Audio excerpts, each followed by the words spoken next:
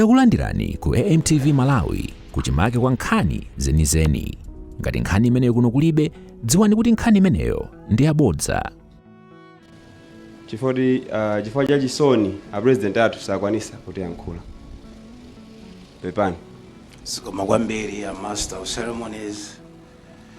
President wathu okondedwa Dr. Lazarus Makafe Chakwera. Amayi wathu wafuko Mai Monica Chakwera. Ulemu ino Vice President adziko lino Bambo Michael Usi. Ulemu wa Speaker nyumba malamulo. Ulemu wa Chief Justice Bambo Dzikamanda. Ndipereke ulemu wachipepeso kwa inu Bambo Mataka komanso wana makolo mafumu. President mundilole ndipereke ulemu kwa Michael Zamba pamodzi ndi nduna zinzanga zonse kuchokera ku office kwanu. Ulemu upite kwa leader of opposition Bambo Chaponda amene muli pano pamodzi ndi aphungu onse a nyumba malamulo. Clerk of Parliament ndi onse ogwira ntchito ku nyumba ya malamulo.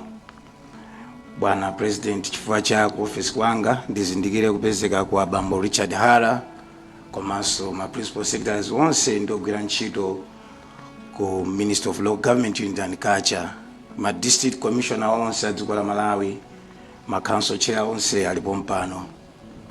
Ndipereke ulemu kwa senior chief Govard wachipepeso komanso senior chief Ntache komanso Kanduku komanso mafumu onse amene mabwera kudzatikuta tsiku la lero. Ulemu umenewu upite kwa mafumu adziko lonse mbali zonse za dziko la Malawi zili pano. Bwana President, pano pali anthu ochuluka koma ndisayiwalepo amzanga kuchipani Bambo Simbi komanso azimayi onse achipani. Ditero kuwalemekeza mwa ulemu mwachipepeso a President a Seventh Day Adventist komanso mpingo onse wa Seventh Day Adventist chifukwa choti kuta nkukhala nafe. Bwana President, nthawi ndimenatithera koma mwandipempha masana wanu mwachisoni chifukwa chokuti inu ndokhudzika simungakwanitse kuti mungathe kuyankhula. Nditawuzidwa kuti muyankhulenso malo mwa President, nachiona kuti chakhalanso chipsinjo kwa ine chifukwa nanenso ndinothodwa. Tsiku la lero ndilowawa kuti ndikathe kutulutsa mawu kuyankhula koma chifukwa cha mwambowu komanso mpata omuyamika Joyce ndavomera. Bwana, choyamba mulole kuti tikuthokozeni pamodzi ndi First Lady. President, chikondi chimene mwationetsera kuyambira nthawi ija ndinakuyimbirani foni mbanda kucha kuti Malemu Joyce achita ngozi ndipo munandituma kuti ndipite kuchipatala mamawa 5:30 kuti ndikawazonde. Kuyambira tsiku limenelo kudzafika tsiku la lero mwaonetsa chikondi choposa. Munandiwuzanso kuti ndawatuma a Secretary for President Cabinet kuti awuze Mai Joyce akonzeke apite kuchipatala ku South Africa.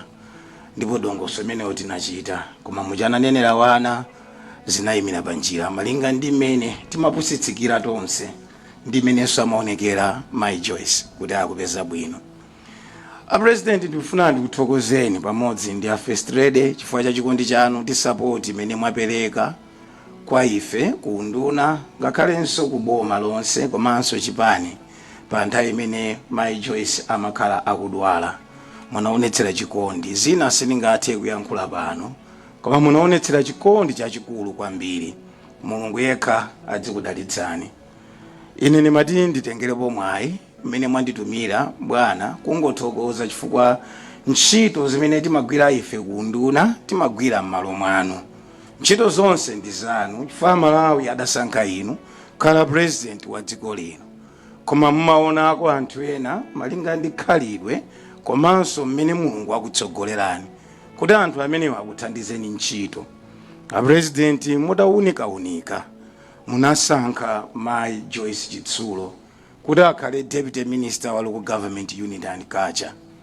Munagwira nawo Mai Joyce Chitsulo ngati inu mtsogoleri wotsutsa boma nyumba ya malamulo kwa chaka chimodzi. Munaona magwiridwe awo antchito Mai Joyce Chitsulo pamene anali mtsogoleri wa Public Appointments Committee. Ndipo kumeneko amayang'anira kwambiri nthambi zikuluzikulu za boma Judiciary, Malawi Electoral Commission, Malawi Human Rights, Independence Police Commission, komanso nthambi zonse zimene zimafuna ziziwunikiridwa bwino kagwidwe ka ntchito kuphatikizirako Anti-Corruption Bureau.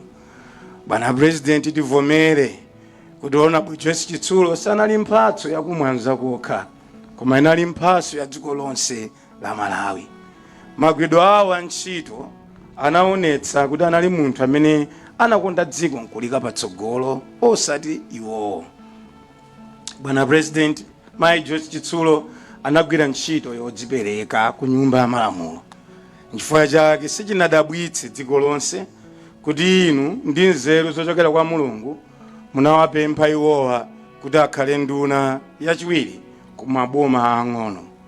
A President, ine ndamene ndinali wotsogolera kumeneko, ndipo ndimagwira nawo ntchito tsiku ndi tsiku.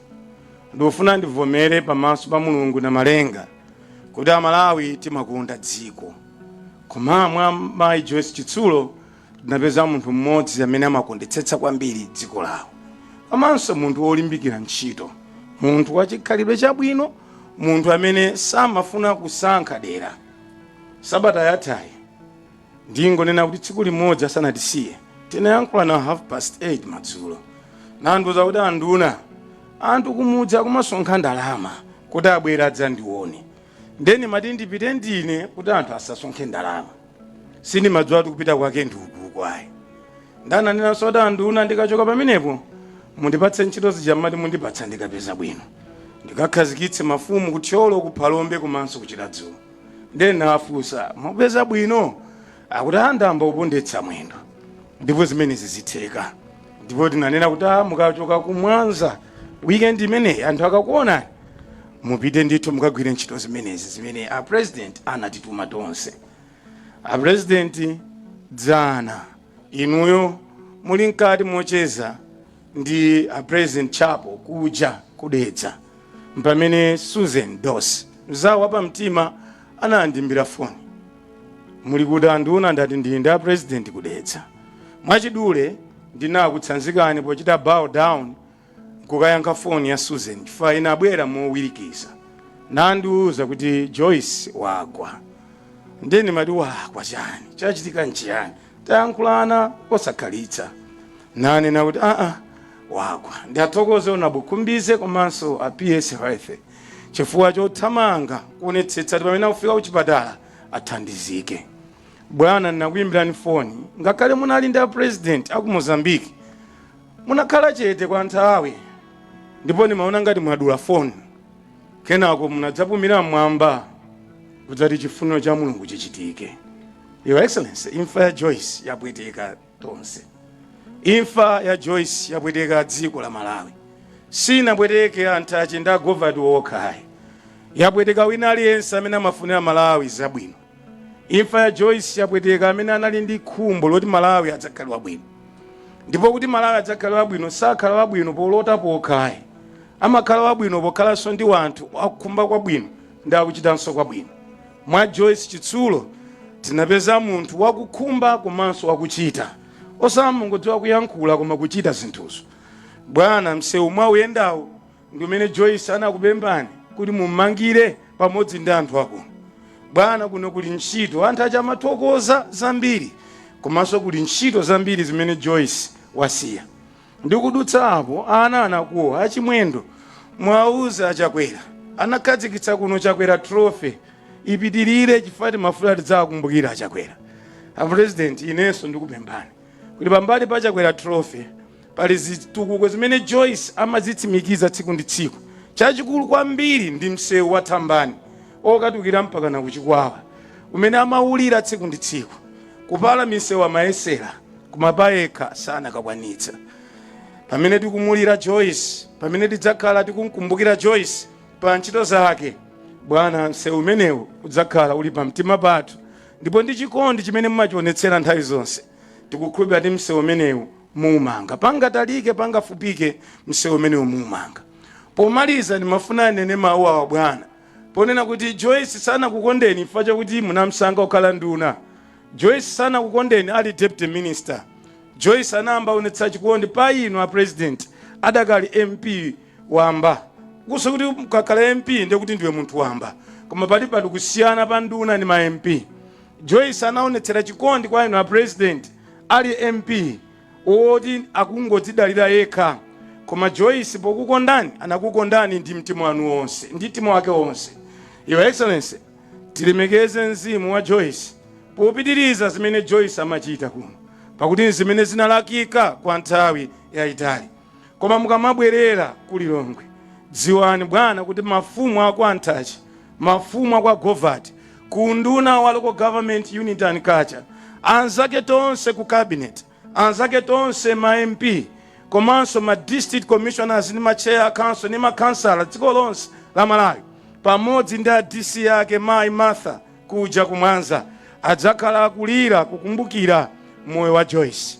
Anakukonzekerani phwando lalikulu Joyce, amati mukatsegule stadium ya Mwanza imene ni mwayimanga itasoweka nthawi itali. Stadium yotu bwana ili pa 95%. Stadium yomwe mwamanga ndinu mulamuliro wanu kuwakumbukira anthu akumwanza. Joyce amayenera kuti atsegule msika, kuyamba msika watsopano pa 17 August, launch ya msika wa pamwanza pa boma. Zonsezi pansi pa ulemu wanu. Your Excellency, pozindikira moyo wanu ndipo kuthokozani, tikukhulupirira ntchito zonse zimene Joyce amazikumba zikapitirira kuno kumwanza. Simunakonde Joyce yekha, munakondanso anthu onse akumwanza. Komanso tili ndi chikhulupiriro kuti chikondi nkupatsirana, kuti anthu akumwanzawo akupatsaninso ni chikondi pa 16 September pakubwerapo, chifukwa inu ndi amene munayamba kuwakonda anthu akumwanza. Amatero Joyce, kumwanza silinavotera achakwera, koma achakwera amatipatsa voti, amatipatsa support, amatipatsa zitukuko. Chimene tingakubwezereni achakwera ndiye voti. Ndipo mawu amene adayankhula mamawa asanatisiye anawakumbutsa Malawi, nanena kuti boma ndi lomweli. Mzimu wako Joyce ukautse mumtendere, chiwauta akhale ndi mzi wako, komanso asamale wana onse pamodzi ndi amuna wako. Ambuye akudalitseni Your Excellency, zikomo kwambiri, zikomo.